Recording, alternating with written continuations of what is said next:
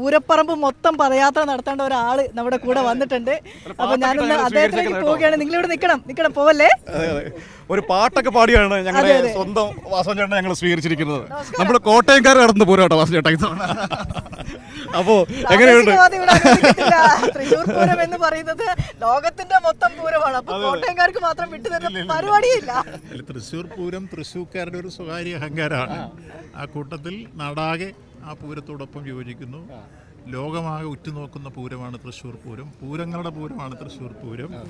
അതുകൊണ്ട് തന്നെ ലോകം ഏറ്റവും കൂടുതൽ ആസ്വാദനത്തിൻ്റെ രംഗത്ത് അതിൻ്റെ ഉന്നതങ്ങളിൽ കാണുന്ന പൂരം വർണ്ണവിസ്മയമാക്കാൻ ഈ പ്രാവശ്യം സംസ്ഥാന ഗവൺമെൻറ്റും ദേവസ്വം ബോർഡും കോർപ്പറേഷനും ദേവസ്വം ഭാരവാഹികളും ഇവിടുത്തെ ജനങ്ങളും ജനപ്രതിനിധികളും എല്ലാം ചേർന്ന് കൂട്ടായ പരിശ്രമം നടത്തി നല്ല ഫലം കണ്ടു തുടങ്ങിയിരിക്കുകയാണ്. ഏപ്രിൽ 30 കൊടിയേറിയ സന്ദർഭം മുതൽ പിന്നീട് ഇങ്ങോട്ട് കഴിഞ്ഞ ദിവസം നടന്നിട്ടുള്ള സാമ്പിൾ വെടിക്കെട്ട്, ഇന്നലത്തെ പൂര വിളംബരം, ഇതെല്ലാം വളരെ ഭംഗിയായി മനോഹരമായി ഇതുവരെയുള്ള മുഴുവൻ കാര്യങ്ങളും ആ രൂപത്തിൽ കൃത്യതയോടുകൂടി നടക്കുകയാണ്. മാത്രമല്ല മുൻപ് ഏത് വർഷത്തേക്കാൾ ഉപരി ഇവിടുത്തെ ആളുകൾ പറഞ്ഞത് എരമ്പിയാർക്കുന്ന ഒരു ജനസമൂഹം കഴിഞ്ഞ കുറേ ദിവസങ്ങളായി ചമയങ്ങൾ കാണുന്നതിന് വേണ്ടിയും അതോടൊപ്പം തന്നെ പൂര വിളംബരത്തിന് വേണ്ടിയും ഒക്കെ കാണാൻ വേണ്ടി എത്തിച്ചേർന്നു എന്നുള്ളതും ഏറെ ശ്രദ്ധേയമായിട്ടുള്ള കാര്യമാണ്. ഏതാണ്ട് 90ഓളം ആനകൾ അണിനിരക്കുന്ന ഏറ്റവും വലിയ പൂരം. മറ്റൊന്ന്, ഇപ്പോൾ ഇന്ന് രാവിലെ കണിമംഗലത്ത് ശാസ്താവ് എഴുന്നള്ളി പൂരത്തിൻ്റെ ആദ്യത്തെ ചെറുപൂരം എത്തിച്ചേർന്ന് കഴിഞ്ഞിരിക്കുന്നു. ഇനി 7 ചെറുപൂരങ്ങൾ കൂടി വരാനുണ്ട്. അത് കഴിഞ്ഞാൽ പിന്നീട് തിരുവാമ്പാടിയും പാറമേക്കാവും അവർ 2 കൂട്ടരുടെയും വരവായി. ഒരു കൂട്ടർ പാണ്ടിമേളവും പഞ്ചവാദ്യവും, മറ്റൊരു കൂട്ടർ എലഞ്ചിത്തറമേളം. അത് തീർന്നു കഴിഞ്ഞാൽ പിന്നീട് കുടമാറ്റം കഴിഞ്ഞാൽ പിന്നെ വെടിക്കെട്ട്. അങ്ങനെ വർണ്ണവിസ്മയങ്ങൾ തീർക്കുന്ന പരിപാടികൾ സമയബന്ധിതമായി എല്ലാം പൂർത്തീകരിക്കാൻ കഴിയുന്ന രൂപത്തിലേക്കുള്ള ഒരുക്കങ്ങൾ അതിൻ്റെ പൂർണ്ണതയിൽ എത്തിക്കഴിഞ്ഞിരിക്കുന്നു. അതുകൊണ്ട് രാവിലെ നമ്മൾ എഴുന്നേൽക്കുമ്പോൾ കണി കാണുന്നത് ആയിരക്കണക്കിന് ആളുകൾ ഒഴുകി എത്തിക്കൊണ്ടിരിക്കുന്നതാണ്.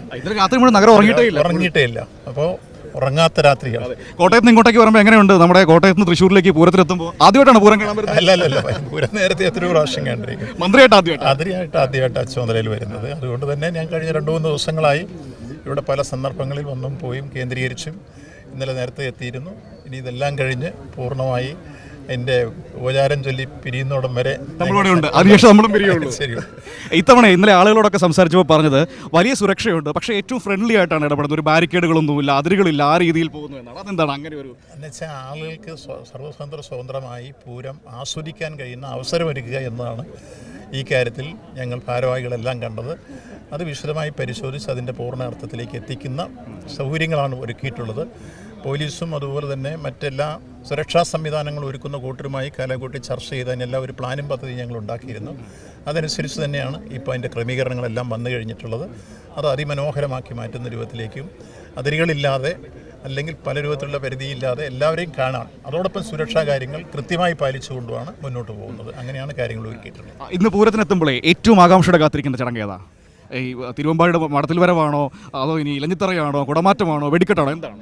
അതിപ്പോൾ ഒന്നിനൊന്നിന് മെച്ചപ്പെട്ടതാണ്. അതിലാര് മെച്ചം ഇന്നത് നമ്മളെടുത്ത് പറയുന്നത് ശരിയല്ല. എല്ലാവരും ഞാനിന്നലെ 2 കൂട്ടരെയും ചമയങ്ങൾ മുഴുവൻ പോയി കണ്ടു. ആ ചമയങ്ങൾ ഓരോ നോക്കുമ്പോഴും അവരവരുടെ ചില രഹസ്യങ്ങൾ കുടമാറ്റത്തിൻ്റെ രംഗത്ത് അതവർ ഞങ്ങൾ രഹസ്യമായി ചിലത് കാണിച്ചു. പക്ഷേ അതെല്ലാം വന്നും പ്രതിഫലിക്കുമ്പോഴാണ് ആളുകളുടെ മുമ്പിൽ 2 കൂട്ടരുടെയും മത്സര ബുദ്ധിയോടുകൂടി ഒരു ചിലതൊക്കെ കണ്ടപ്പോൾ ഇത് പൊളിക്കും തോന്നിയോ? അല്ല, നിശ്ചയമായി അടിച്ചു പൊളിക്കുന്ന രൂപത്തിലേക്ക് അവരൊരു ഹെൽത്തി കോമ്പറ്റീഷൻ തന്നെ ആവിഷ്കരിച്ചിരിക്കുന്നതാണ്. അതങ്ങനെ പറയരുതെന്നാണ്, അതുകൊണ്ടാണ് കാണാൻ പോകുന്ന പറഞ്ഞറിയിക്കേണ്ടതില്ല. ശരിയാണ്, ഇത് കറക്റ്റാണ്. കാണാൻ പോകുന്ന പൂരം പറഞ്ഞറിയിക്കാൻ പാടില്ല എന്നാണ് കറക്റ്റാണ് പ്രയോഗം. അപ്പോൾ അതുകൊണ്ട് ഞാനും അത് കണ്ടത് പറയുന്നില്ല.